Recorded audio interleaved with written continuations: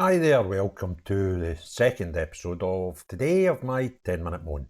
The topic of this 10-minute moan is another 1, 2, 3, 4, 5, 6, 7, 8, 9 stories about stabbings in the United Kingdom in the last 20 hours. And some of them are multiple stabbings. And it's just getting out of hand. And yet again, the vast majority, all bar one of these stories, are taken from regional news outlets, not national, because it ain't that big a thing anymore. And I find it incredible. And the first one is taken from thisislondon.co.uk about Spittal Street, Dartford, triple stabbing and roads remain closed. Police are continuing to investigate a triple stabbing in Dartford, which left 3 people in hospital.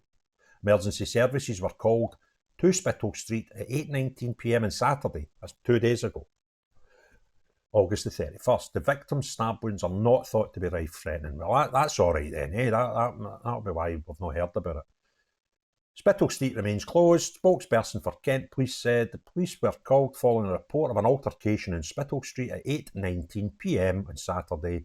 Emergency services attended and 3 people were taken to hospital with injuries consistent with stab wounds, which are not believed to be life-threatening. An investigation to determine the full circumstances is ongoing, and officers remain in the area. The second story. This is in BBC News, but only in their local news for South Yorkshire area of their website. You won't find it unless you go into the local news. Man arrested after a fatal stabbing. So we have 4 stabbings now and 1 person dead. A man has died after being stabbed in the chest in Barnsley, police have said. The emergency services were called out to Burton Road on Monk, Bretton at about 16:25 BST on Sunday to reports of an altercation between a group of men. Officers said 41-year-old man was found with suspected stab wounds and, despite medical attention, was pronounced dead at the scene. 3 people have been arrested in suspicion of murder, including a 21-year-old man, a 32-year-old man and a 19-year-old woman. Detective Chief Inspector Joanne Kemp said, "We know our communities will be extremely shaken by this tragedy and are continuing to work at a pace to ascertain the details." She said the victims' families were being supported and added that the force was aware of footage circulating relating to the incident. "I would ask you to remember that at the heart of the investigation is a victim and his loved ones. We urge you not to share footage wider or speculate on social media the circumstances of what has happened." That's number 2. Number 3 is in the Basildon Echo. Pitsea Shalvedon Estate stabbing leaves families scared.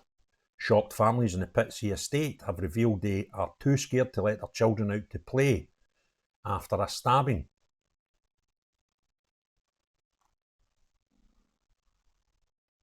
What stabbing? Right? And unfortunately, that's behind, everything else is behind a paywall. So, all due respect to the Basildon Echo, I'll not be subscribing for 12 months or more to get your news. So, there we go. People in Basildon area not letting their kids out. Now we've got one that actually eventually, because it was reported previously, has hit the mainstream, and this is the Daily Mail Online. And an absolutely horrific story with the headline, "Pensioner in her 80s is stabbed to death at home in Southborough as a man in his 20s is arrested on suspicion of murder and rushed to hospital with serious injuries." So the guy that's been arrested is away to hospital as well. A man in his 20s had been arrested after a pensioner was found stabbed to death at her home in Southborough. Police were called to a disturbance on Tunbridge Wells shortly before 11 p.m. on Saturday. Emergency services attended to a woman in her 80s who was pronounced dead. At the scene in Kent, a man who's also found with injuries consistent with stab wounds is taken to a local hospital where he remains in a serious condition. He has been arrested in suspicion of murder as inquiries to determine the full circumstances continue. So this is a altercation between a 20-year-old man and a pensioner, a woman in her 80s.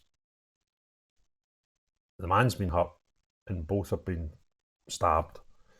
The woman dead, and the man seriously injured. This is just bonkers. The pair were known to each other, and police are not looking for anyone else in connection with the incidents. Officers remain at the scene as part of the investigation. So that's story 4. Story 5, 3 arrested after a man stabbed in Fairmeadow, Maidstone near Drakes. A man has been taken to hospital with stab wounds as 3 are arrested in connection with the incident. Police were called to reports of a disturbance in a property in Fairmeadow, Maidstone just before 3 a.m. this morning. That was yesterday, Sunday, September the 1st. They attended and found a man injured with stab wounds. He was later taken to hospital where his injuries were said to be not life-threatening, which is nice. Officers arrested 3 people, 2 men aged 37 and 18 and a 20-year-old woman in relation to the incident, and remain in custody while investigations continue. We now go to the Liverpool Echo. 4 people stabbed in a week of violence across Liverpool. Police have been called into multiple scenes around the city this week which have involved knife crime. A week of violence has seen 4 knife attacks across Liverpool. The first 3 attacks happened less than 24 hours, with one horrific incident seeing a 14-year-old schoolboy stabbed in the chest and arm. Police were called to Weaver Street in Walton around 11 p.m. on Wednesday, August the 28th, following a report 3 men had stabbed another man. The suspects ran from the scene towards Marger Road and were reportedly seen to have driven off in a Volkswagen Polo. The victim, a man in his 40s, was taken to hospital with several wounds which are not believed to be life-threatening. Around an hour later, police received a call that a 14-year-old boy had been found with stab wounds to his chest and arms inside a house in the City Road, Walton. A 4-minute drive from the first incident, 3 men ran off to an alleyway behind the property. The teenager was taken to hospital and described as being in a stable condition. Officers also said they believed a party was taking place in the house. This is at just after midnight. Later that day at 6 p.m, police and paramedics were called to David Lloyd Leisure Centre off Speak Road after a man was slashed inside the gym. The victim, a man in his 20s, was taken to hospital for treatment to a facial injury. People using the gym reported being asked to leave immediately as the building was evacuated. Meanwhile, a short distance away in New Mersey Retail Park, police taped off a seating area outside the Nando's. A man was later arrested in suspicion of attempted murder. 2 days after those attacks, a woman was taken to hospital after she was stabbed in Walton. Police were called at around 4:45 on Saturday after the woman in her 40s was found on Rice Lane after being stabbed in the shoulder. She was taken to hospital for treatment and believed to be in a stable condition. 2 people, a 43-year-old man from Walton and a 33-year-old woman of no fixed address, were arrested by Merseyside police following the attack. The man was arrested in suspicion of Section 18 wounding and possession of Class A drugs, and the women on suspicion of Section 18 wounding. Both were conditionally bailed pending further inquiries. Another violent incident in the city saw 2 men arrested after a brawl broke out at, can you see this properly? Fazakerley. Also on Saturday night around 11:30, officers were called to report a dispute between 2 men on the Karonga Road. It's believed one of the men had an offensive weapon at the time of the attack. However, it's not confirmed to police if the weapon was also a knife. Well, it might be worse, it might have been a gun. A 60-year-old man from Fazakerley was arrested on suspicion of affray and possession of offensive weapon following the incident. A 35-year-old man from Southport was arrested in suspicion of wounding with intent and with a homophobically aggravated public order offence following his attendance at hospital. Both men received medical attention. Then we go on to LBC. 2 teens arrested for Oldbury murder. Now, this is a murder that happened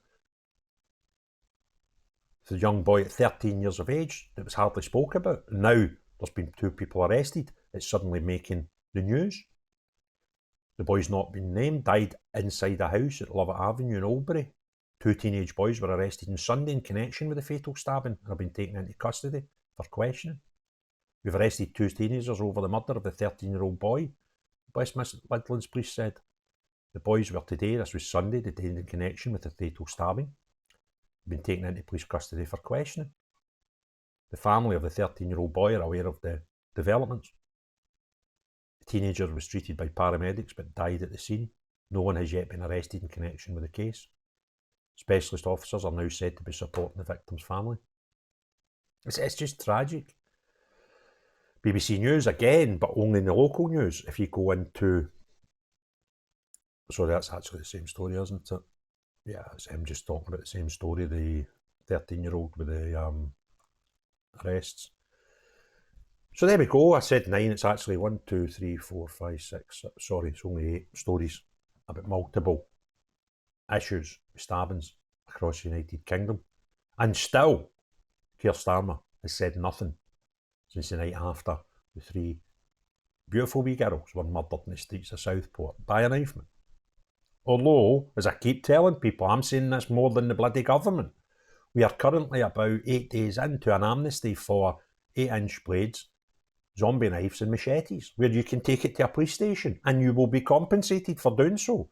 And at the end of the 29-day amnesty period, it will become law and illegal to possess, manufacture or sell any of the aforementioned knives.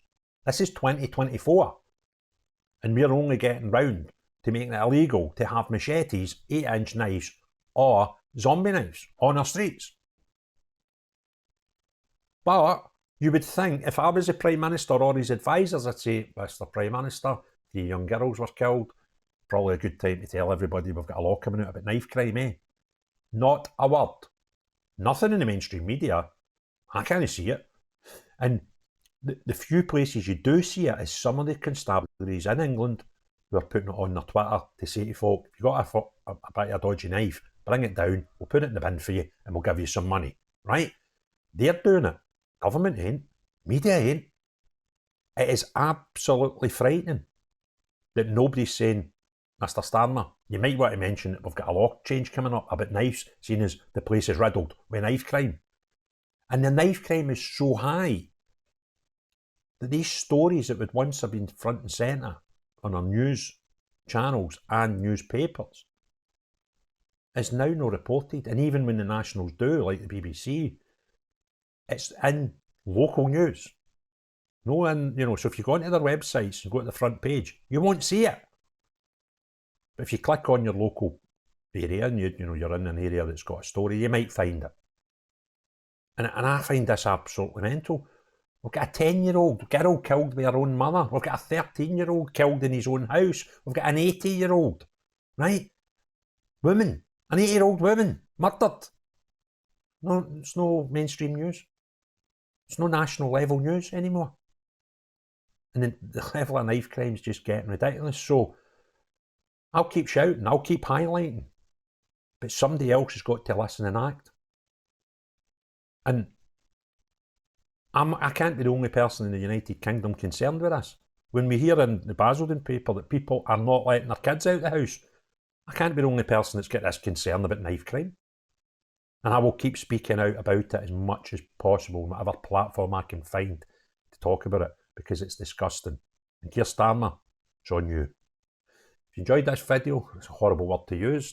If you found this useful and you want more people to see it, please press the thumbs up button because it will help the algorithms and put it in front of more people. If you've not already done so, please consider subscribing and hit the notifications bell for future videos. But most importantly of all, unless you're one of these cranks that walks about the streets in Britain in this day and age with big stupid knives, or the government that can't even tell people that we're actually changing the law about knives, right? See everybody else, have a great day. Cheerio, bye now.